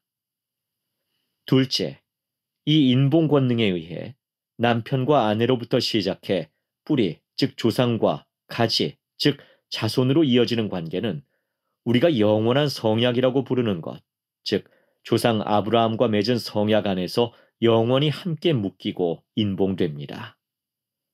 이를 위해 엘리야는 인봉 권능을 회복했습니다. 이스라엘의 집합, 아브라함의 복음과 성약, 인봉 권능, 이 세 가지가 서로 연결되어 있는 것이 보이십니까? 넬슨 회장님은 이렇게 요약하셨습니다. 이 열쇠들은 조셉 스미스와 그의 뒤를 이어 주님의 교회를 이끈 모든 후임 회장들에게 권세를 부여했습니다. 그들은 이 권세를 통해 휘장 양편에서 이스라엘을 모으고 모든 성약의 자녀에게 아브라함의 축복을 내려주며 신권의식과 성약의 유효성을 확인하고 가족을 영원히 인봉할 수 있었습니다. 이런 신권 열쇠의 권능은 무한하며 경이롭습니다. 바로 이러한 이유로 커틀랜드 성전에서 일어난 사건들이 그토록 중요한 것입니다.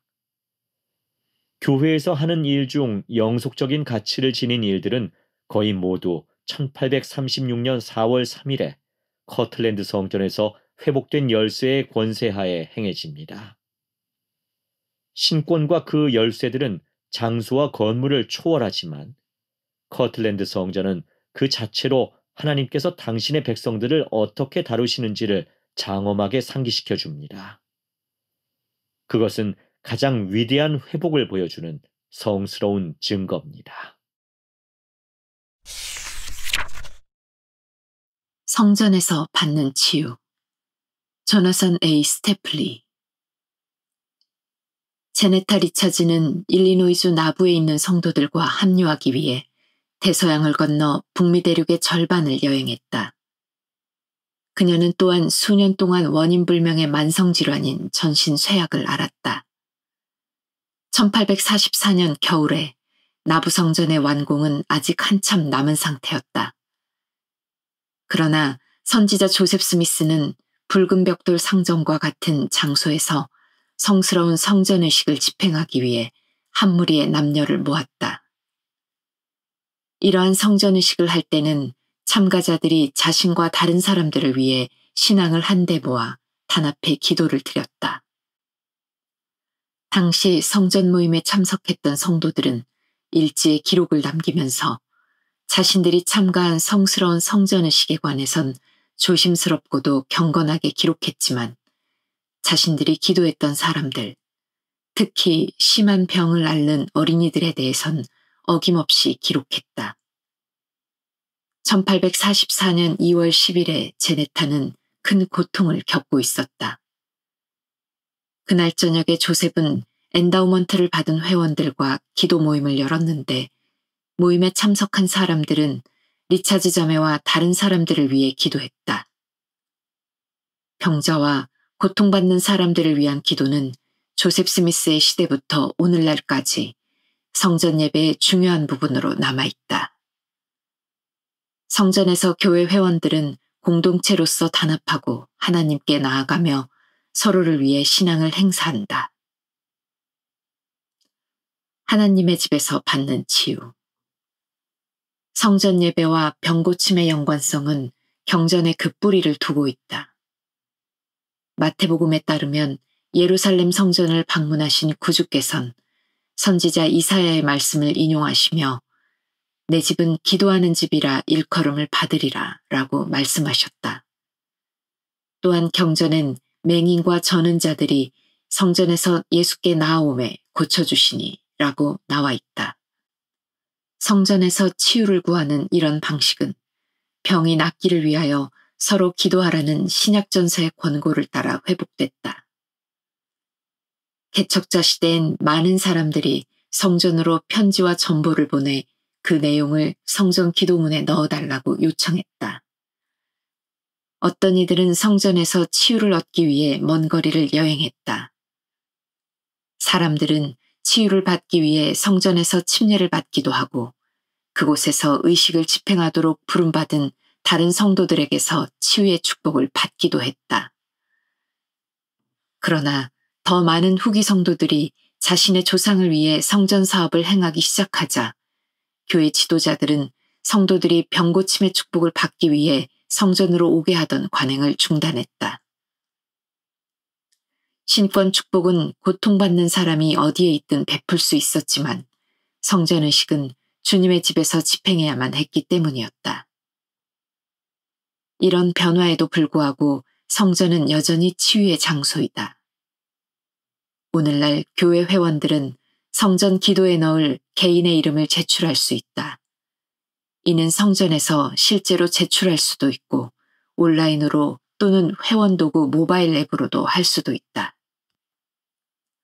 육체적 및 영적 치유.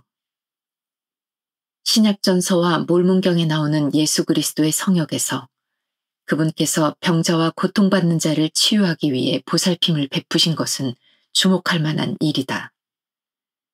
몰문경에선 또한 이러한 치유가 모든 인류에게 적용된다고 설명하고 있다. 구주께선 육체를 따라 자기 백성을 그들의 연약함을 좇아 어떻게 도울지 아시고자 고통을 겪으시고 돌아가셨으며 죽은 자 가운데서 살아나셨다. 예수 그리스도께선 모든 사람에게 너희 죄를 회개하고 돌이켜 내가 너희를 고치게 하라 라고 권유하셨다. 이 치유는 신체적인 것일 수도 있고 그리스도 안에서 치유될 수 있는 영적 정서적 트라우마에 관한 것일 수도 있다. 예를 들어 복음의 회복 초기에 위기가 닥쳤을 때 예수 그리스도께선 12사도 정원회에게 그들의 위대한 사명을 상기시키신 후에 그들이 유혹과 환난을 겪을 것이라고 말씀하셨다. 그분은 만일 그들이 내게 대하여 그들의 마음을 완악하게 하지 아니하고 그 목을 뻣뻣하게 하지 아니하면 그들은 돌이키게 될 것이요 나는 그들을 낫게 하리라 라고 설명하시며 당신께서 그들의 영적 고난을 치유하실 것임을 암시하셨다. 오늘날 교회 회원들은 성스러운 성약을 맺고 지키면서 영으로 성결하게 되어 몸이 새로워지기를 고대한다. 그러나 그들은 또한 육체적 질병만이 치유가 필요한 고난의 유형이 아니라는 것도 알고 있다. 후기 성도들은 인간이 겪는 온갖 역경을 경험하며 성전에서 상한 마음과 깨져버린 관계, 심지어 깨져버린 기대에 대한 치유까지도 얻는다. 마음의 뜻을 다하여 내게로 오므로 내가 너희를 낫게 하리라 라는 예수 그리스도의 요청에 누구든지 귀를 기울일 수 있다. 성전 예배의 기초. 후기 성도들의 삶에 일어난 기적적인 치유의 많은 사례가 기록으로 남겨져 있다. 예를 들어 빌리트 킴볼은 나부 성전에서 의식을 받고 기도를 받은 후에 즉시 호전됐다. 그러나 모든 기도가 기적적인 중재를 받는 것은 아니다. 주님께서 중보하시고 우리를 축복하시더라도 치유의 효과는 단지 몇 달 또는 몇 년만 지속될 수도 있다. 궁극적으로 필멸의 삶은 죽음으로 끝을 맺는다. 그러나 우리에겐 주께서 오사 옛것이 사라지고 만물이 새로워질 때 우리가 죽은 자 가운데서 일어나고 그 후로는 죽지 아니하고 거룩한 성 안에서 주 앞에서 기업을 받으리라 라는 소망이 있다. 1843년의 성전 모임에선 제네타 리처즈를 위한 기도를 했으나 그녀는 1년 반 후에 세상을 떠났다. 그녀와 그녀의 가족과 성전 공동체에 단합된 신앙에도 불구하고 1845년 7월 9일 오전 10시가 조금 넘은 시간에 제네타는 호흡을 멈췄다. 경전에선 치유받으리라는 신앙이 있는 경우에도 죽기로 정해져 있지 아니한 자만 치유를 받는다고 설명한다. 1844년 여름에 살해당한 조셉 스미스처럼 제네타도 성전이 완공된 것을 보지 못한 채 눈을 감았다. 하지만 그녀는 회복의 시대에 성전 예배의 기초를 놓는 일을 도왔다. 그리고 그 기초 중 하나는 다른 사람들이 드리는 기도를 통해 주님께 치유를 구하는 그녀의 모범이었다. 그 기도는 오늘날 우리가 성전에서 경험하는 것과 같은 방식으로 이루어진다. 온기와 사랑에 감싸여. 캐런 딕. 어떻게 도와줄까? 미셸이 물었다. 미셸은 내 자매 성역자이자 가장 친한 친구였다. 그녀의 질문이 귓가에 맴돌았다. 이번에도 제대로 대답하지 못한 것 같아 마음이 불편했다. 최근에 친척들은 가슴 아픈 상황으로 어려움을 겪었고 나 자신도 도움이 필요했다. 하지만 미셸에게 도움을 청하면서 나약한 모습을 보이고 싶진 않았다. 나는 종종 신앙을 위해 모든 것을 희생한 후기성도 개척자나 모든 것을 가진 듯 보이는 페이스북 친구 같은 사람들과 나를 비교하곤 했다. 나는 이런 비교가 타당하지 않다는 걸 알고 있었다. 다정한 와드 형제나 자매에게서 위안을 받으면 모든 것이 달라질 수 있다는 것을 알면서도 나는 계속 스스로를 고립시켰다. 수년 동안 나는 무수히 많은 버전으로 난 괜찮아를 외치며 선의 친구들을 피해왔었다. 역설적으로 내가 봉사했던 사람들에게서 똑같은 대답을 들으면 좌절감을 느꼈다. 하나님께서 내 기도에 대한 응답으로 보내주신 사람들을 자존심을 앞세워 외면한 적이 얼마나 많았던가. 하지만 최근에 일어난 상황 때문에 나는 자존심을 내려놓고 도움을 구해야 했다. 처음에 미셸에게 전화를 걸었을 땐 무슨 말을 해야 할지 몰랐다. 하지만 나의 슬픔과 상실감을 쏟아내자 미셸은 함께 울면서 내 말을 들어줬다. 나는 그저 누군가 먹을 것을 주고 담요를 덮어주고 모든 것이 잘 되리라고 안심을 시키면서 재워주길 바랄 뿐이라고 말했다. 미셸은 날 어떻게 위로할지 알기 위해 기도해 왔지만 내가 힘든 부분에 대해 이야기하지 않았기 때문에 어떻게 해야 할지 몰랐다고 말했다. 내가 마침내 마음을 열자 미셸은 날 더 잘 이해할 수 있었고 도울 방법을 알 수 있었다. 다음 날 미셸은 체리 한 봉지와 내가 만져본 것 중 가장 따뜻하고 부드러운 담요를 들고 우리 집 현관에 나타났다. 곧 미셸의 성역 동반자인 린다가 우리 가족이 먹을 식사와 나에게 줄 보송보송한 양말을 가지고 왔다. 이제 슬픔이 내 안에서 폭풍처럼 울부짖어도 나는 미셸과 린다가 베풀어준 사랑의 온기를 느끼며 내가 괜찮을 것임을 안다. 그들의 사랑은 그리스도의 사랑을 일깨워주며 나는 언제든지 필요할 때마다 그 사랑을 떠올릴 수 있다. 모범과 축복, 그리고 훌륭한 삶. 레이철 포드, 미국 콜로라도주. 나는 최근에 열린 스테이크 연합 무도회에 도우미로 참여하게 됐다. 나는 그곳에서 또 다른 도우미와 친구가 됐다.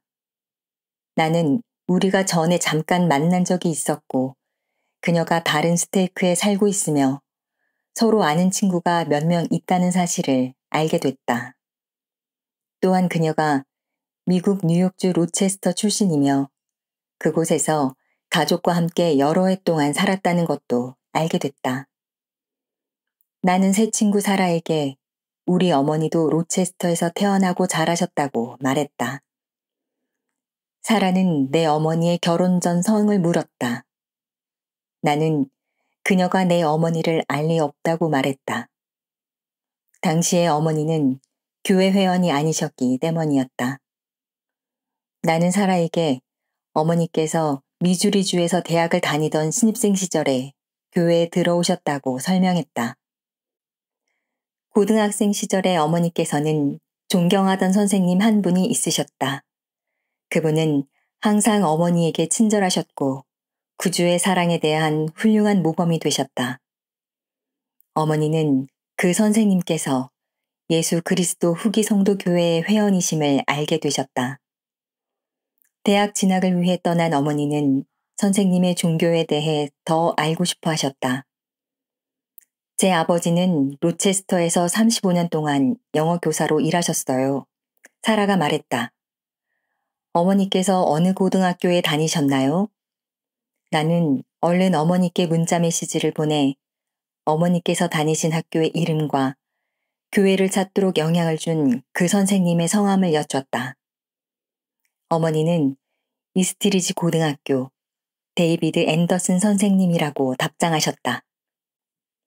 사라의 아버지께서 바로 데이비드 앤더슨 선생님이셨다. 우리는 어머니의 성전 결혼, 8자녀 중 4자녀와 여러 손자 손녀의 선교 사업, 그 밖에 수많은 축복 등 어머니께서 교회에 들어오신 후에 인생에 펼쳐진 놀라운 일들을 말씀하시는 걸 들으며 특별한 시간을 보냈다. 이튿날에 사라가 자신의 아버지께 내 어머니의 이야기를 전했을 때 그분은 감사의 눈물을 흘리셨다. 그분은 결혼 후에 교회에 들어오셨으며 선교사로 봉사하고 싶어 하셨지만 2명의 아내를 여의셨다. 그분은 어머니의 이야기를 들으며 당신께서 정말 좋은 삶을 살았다고 느끼셨다. 우리 가족은 성약을 지키는 고등학교 교사이셨던 앤더스 선생님께 감사드린다.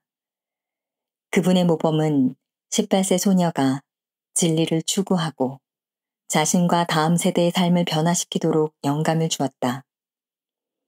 예수 그리스도의 복음이 있기에 기꺼이 구주를 따르고 자신의 성약을 지키고자 하는 모든 사람의 삶이 아름다울 수 있다. 어머니께서 오르셨다. 제이슨 최, 대한민국 서울. 내가 13살이었을 때 어머니께서 몹시 편찮으셨다.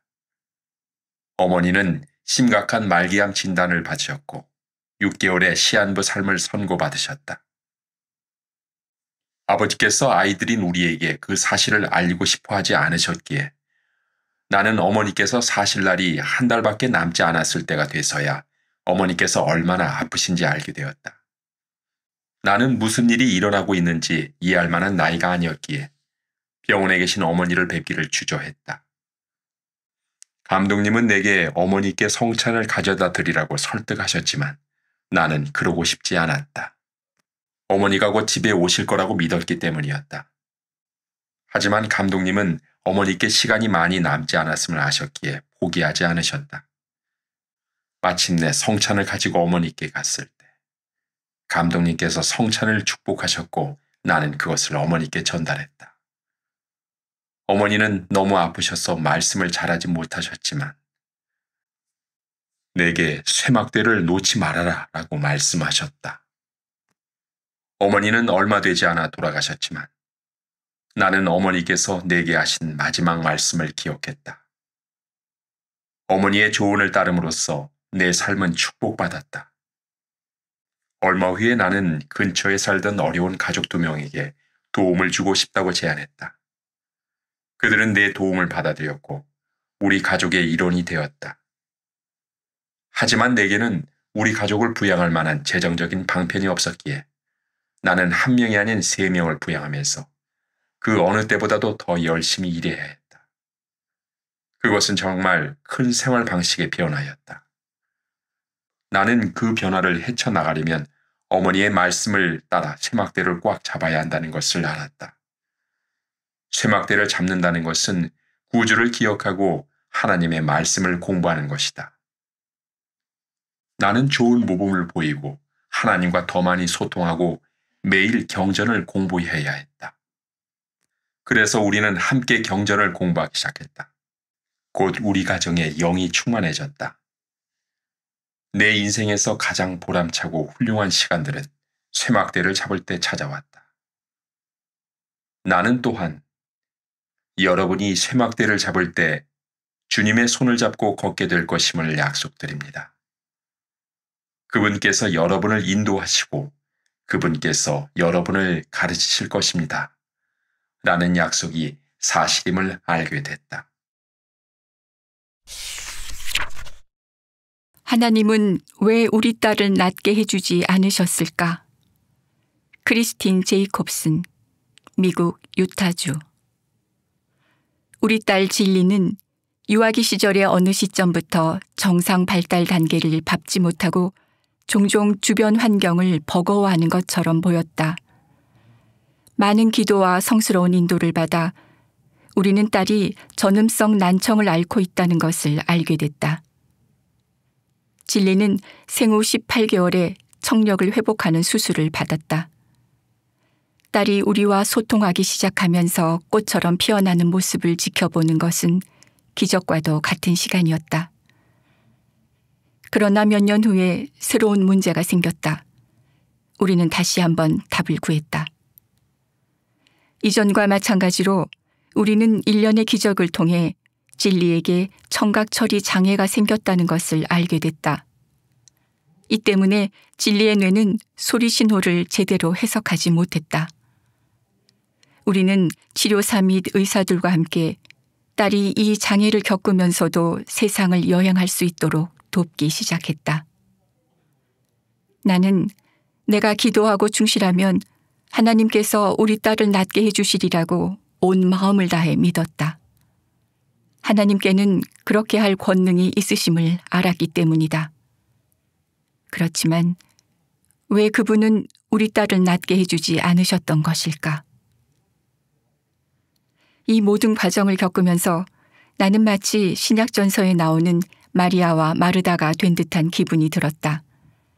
그들은 오빠 나사로가 치유되기를 바랐지만 하나님께서는 더 큰 기적을 염두에 두고 계셨다. 마리아와 마르다는 예수님께서 그들의 집에 도착하기를 기다려야 했다. 예수님께서는 그들이 아버지와 아들께 영광을 돌리고 그분들께서 그들의 삶을 위해 마련하신 잠재력을 깨닫게 하심으로써 그들의 신앙이 자라나게 하셨다.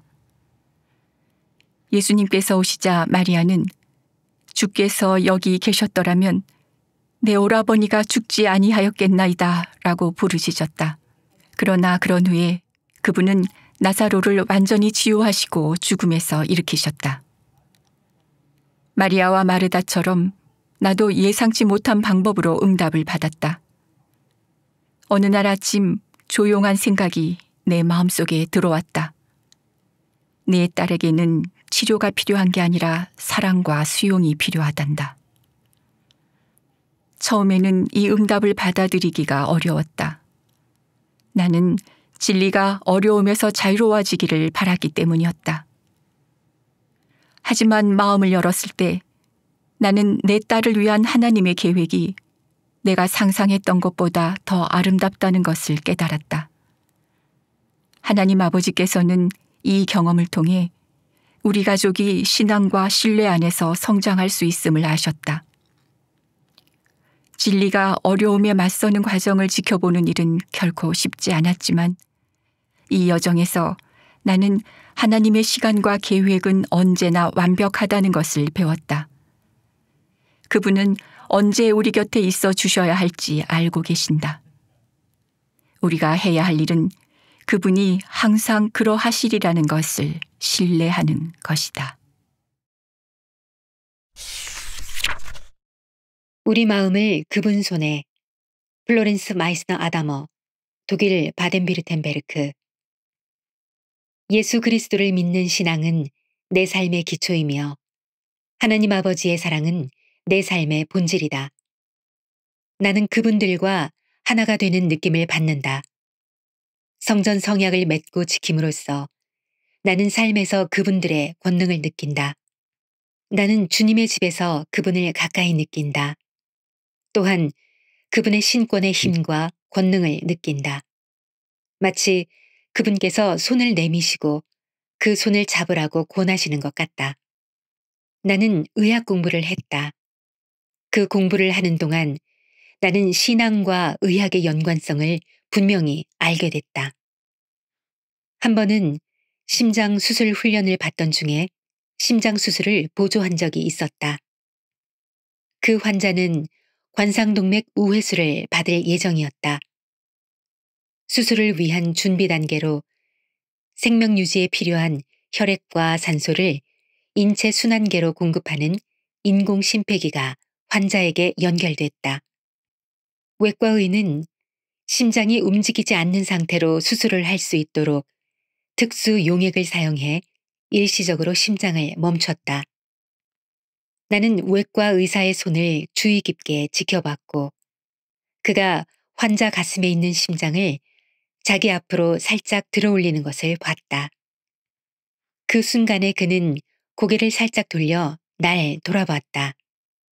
의사는 환자의 심장이 우회수를 받기에 충분히 안정될 수 있도록 내게 오른손으로 조심스럽게 심장을 잡으라고 했다. 환자의 심장을 손에 쥐자마자 나는 막중한 책임감과 함께 깊은 경외심을 느꼈다. 교리와 성약 101편 16절에 나오는 다음 구절이 마음에 떠올랐다. 가만히 있어 내가 하나님인 줄 알라. 난 이 평온한 심장의 모습을 보면서 예수 그리스도께서 우리의 구주로서 당신의 손으로 우리의 마음을 잡으시고 치유하신다는 영적인 깨달음을 떠올렸다.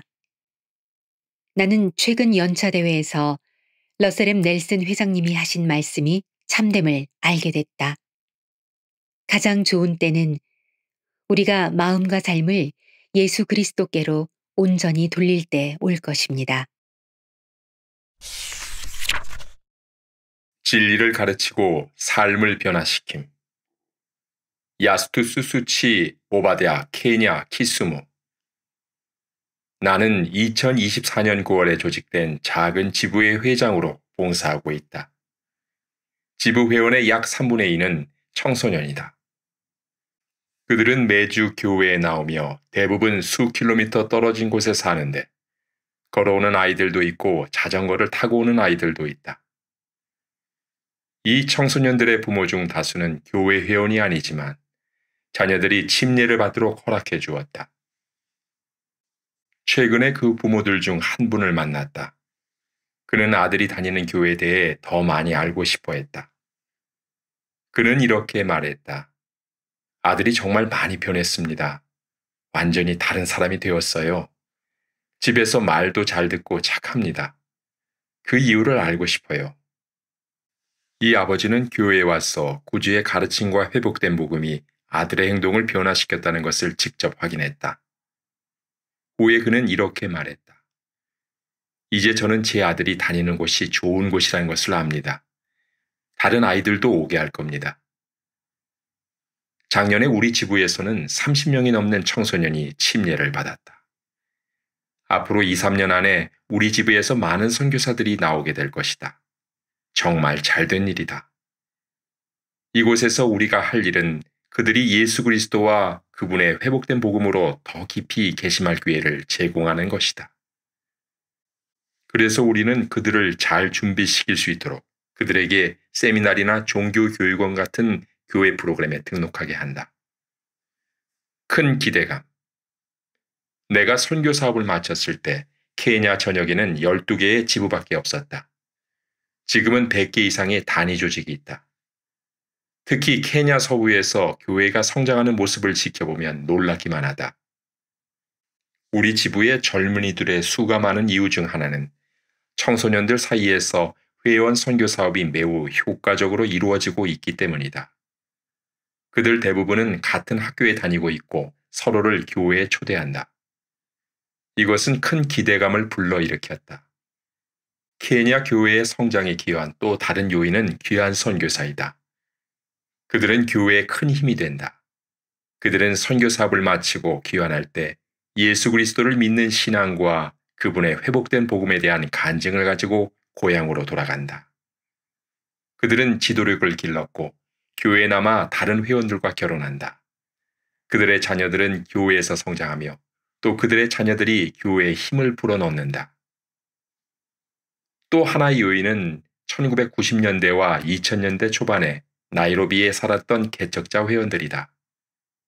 이제 그들은 은퇴하여 케냐 시골에 있는 고향 마을로 돌아간다. 그들은 간증을 지니고 있고 신임을 받고 있으며 친척과 친구들에게 복음을 나눈다. 하지만 1990년대의 나이로비 교회 회원들의 생활은 고달팠다. 신문에는 교회에 대한 적대적인 기사가 많았기 때문이다. 당시 교회 회원들이 충실하고 굳건했다는 사실이 참 다행이다. 그들은 많은 것을 견뎌냈다. 그러나 많은 성도들이 어디를 가든 무슨 일을 하든 본보기가 되었다. 그것이 큰 차이를 만들었다. 새로운 피조물. 선교 사업을 하는 동안 나는 케냐와 우간다에 있는 형제 자매들에게 예수 그리스도의 복음을 가르칠 기회가 있었다. 더 중요한 사실은 내가 예수 그리스도에 대한 간증을 얻었다는 것이다. 1997년에 귀환했을 때 나는 새로운 피조물이 되어 있었다. 나는 여러 나라에서 온 동반자들과 함께 봉사할 기회가 있었다. 그들 대부분이 선교 사업을 마치고 나면 복학할 거라고 말했다. 나도 같은 것을 원하고 있다는 것을 알게 되었다. 동반자들은 많은 희망을 주었지만 나는 선교 사업을 마치고 초라한 삶과 집으로 돌아갔을 때 문화 충격을 받았다. 하지만 하나님께서 나를 도와주시라는 것을 알았기에 큰 신앙과 희망을 품고 그 시기를 견뎌낼 수 있었다. 나는 교회 교육기구에서 귀한 선교사들에게 제공하는 대출을 받아 공부할 수 있었고 2002년에 의학연구학위를 취득했다. 그 이후로 여러 교회 부름에서 봉사하는 축복을 받았다. 케냐 서부로 왔을 때 우리는 지역 지도자들의 지휘 아래 카카메카에서 교회 그룹을 시작했다. 그 그룹은 집으로 성장하여 지금은 2개의 집으로 나뉘었다. 나무와 천막. 현재 우리는 약 100석 규모의 천막에서 모임을 하고 있다. 자리가 모자랄 경우에 대비하여 천막 한쪽은 열어둔다. 가끔 자리가 모자라면 사람들은 근처 나무 아래 앉는다. 지금은 성찬식 모임만 하고 있다. 우리 지부에는 단지 예배에 참석하고 성찬을 취하며 회원들과 함께하는 기쁨을 누리기 위해 왕복으로 2시간이나 되는 거리를 걸어오는 회원들도 있다. 젊은 회원들의 마음을 끄는 요소는 그들이 교회에 와서 느끼는 소속감이다. 그들은 교회가 예수 그리스도의 복음을 듣고 인격을 갖춘 사람으로 만들어주는 안식처라는 것을 안다. 그들은 회원들이 자신들을 아껴준다는 것을 안다. 또한 교회가 진리와 미덕, 정직, 고결성, 근면을 배우는 곳임을 안다. 그들은 교회 회원들이 학교에서 공부를 열심히 하도록 영감을 줄 것임을 알고 있다. 내가 어렸을 때 한 친구가 예수 그리스도 후기 성도교회를 소개해 주었다. 나는 아무것도 가진 것 없는 어린 소년이었지만 예수 그리스도를 믿는 신앙과 그분의 회복된 복음에 대한 간증을 키웠다. 교회 회원들은 나를 믿어주었고 나를 위해 그들의 시간을 쏟았다. 내가 지금 젊은이들에게도 그렇게 할 수 있는 것은 큰 축복이다. 예수 그리스도의 복음은 참되다. 그분의 교리는 사람들의 삶을 변화시킨다. 그리고 바로 그것이 케냐 젊은이들의 삶을 변화시키고 있다.